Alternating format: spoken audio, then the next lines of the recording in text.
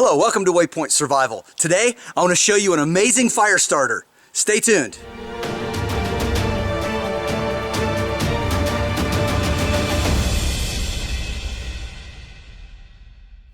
One of the issues that you have with using matches is they're kind of vulnerable to the weather, even in a box like this.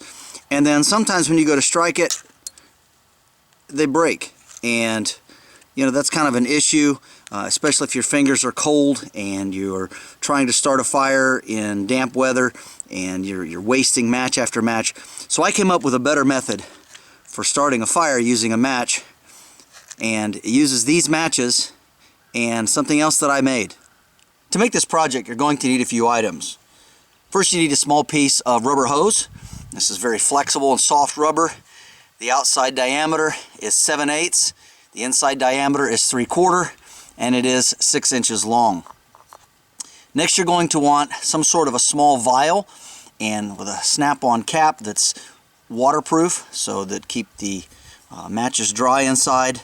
And then also a cork that is the right diameter to fit into one end and plug it up. Next, you're going to want to get a box of matches. And we're not necessarily looking for these large matches for this project, but what we want is this striker strip along the side. And then of course we want a smaller box. It does not have to be strike anywhere matches, it just makes them a little more versatile. But what we're looking for is we're looking for the length of match that will fit adequately inside of this little plastic vial with room enough for this to shut. Now, if you wish, you can take these larger matches and you can cut the end of it off with some scissors or a knife so that they fit inside you. You can do that as well.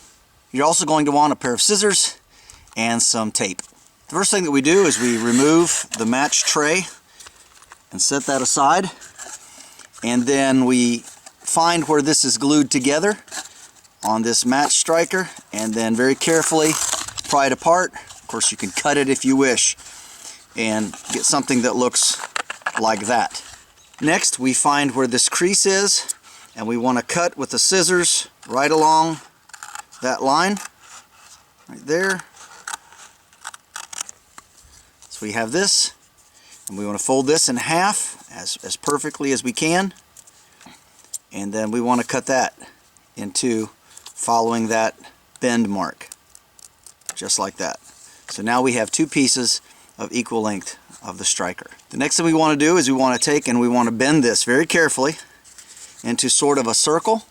Both of these, do them both equally. Just use your fingers. You can bend it around an object if you wish, but we're trying to make this a little more flexible. Once we get these bent in approximately the shape that we want, so they're nice and kind of rounded, we'll turn them upside down and overlap them just a little bit. Then we take the tape and we tape them together on that overlap, just like this. Next, we flip it over and come around this way, and we do the same thing to this side. We want to tape this together, and again we're looking for a circular striker like this, and you want to make sure that it will fit inside of the tube like this. And you'll kind of gauge the overlap because it needs to wedge in there fairly tightly. Once we have that to the right area where we know we want it to stay, we take a piece of tape, just a small piece, to temporarily hold it in place like this, and that will hold our circle. Now you definitely want to go ahead and test fit it again at this stage, making sure that it will fit inside of the rubber tube. Then we go ahead and tape long ways, making sure and press that down really nice to hold it. And then I like to go around this with tape all the way around it. And this will just help secure it and also makes it a little bit more waterproof or water resistant anyway. And we'll tape this all the way down. So we have a tube with our strikers inside. Once we have that nicely taped, go ahead and put your finger in, and this fits my little finger, my pinky, pretty well. Put it in both sides and just kind of make sure that everything fits in well. Then select whichever end of the tube you're going to use and go ahead and slide that on in there. Push it in a little ways, and then make sure that the cork will fit in there fairly tightly and it doesn't just pop out. So there we go, we have a nice tight fit. Next we get our plastic tube, we open it up, and I like to take an additional striker, and this is my just in case. This is going to work fine, but I always like to have an additional striker, even though these are strike anywhere matches. You know, redundancy is very, very important. And then we also curl this a little bit, put a curve on it, and fold it over so that it can't easily contact the matches while it's inside. We slide this in the tube, and then I found that I can get 15 of these matches to fit down inside of this tube and be loose enough that I can still pull them back out should I want them. So go ahead and push that down in there like that, tap it in, put the lid on, and there we have our 15 matches. Now this will slide down the other side of the tube, and you might have to work it or roll it a little bit to make it fit all the way down in there. And there we have our amazing fire starting system. And you can actually fold this in half if you wish and tape this together, or leave it as it is. It's very flexible, and of course it is watertight. Now, to strike this, we pull the cork out, go to the other end, extract one of our matches, and then you simply put the match inside.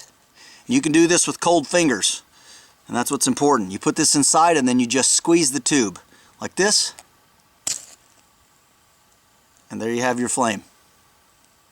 Very quick, very easy, just a straight pull out. We'll do that one more time for you. So we take the match, slide it inside, pinch it like this with the fingers, and then just pull straight out. This is James Bender for Waypoint Survival. If you like this video, please give it a thumbs up. Also make sure and check out the links in the description box below. And while you're down there, you'll also find our waypointsurvival.com link. And this is where you can sign up to take great survival and bushcraft training classes here at our training facility in Southern Ohio. And if you haven't done so already, please subscribe to the channel. We'd really appreciate it. And when you do subscribe, make sure and press that bell button so that you can be notified of all of our upcoming videos, and we'll talk to you next time.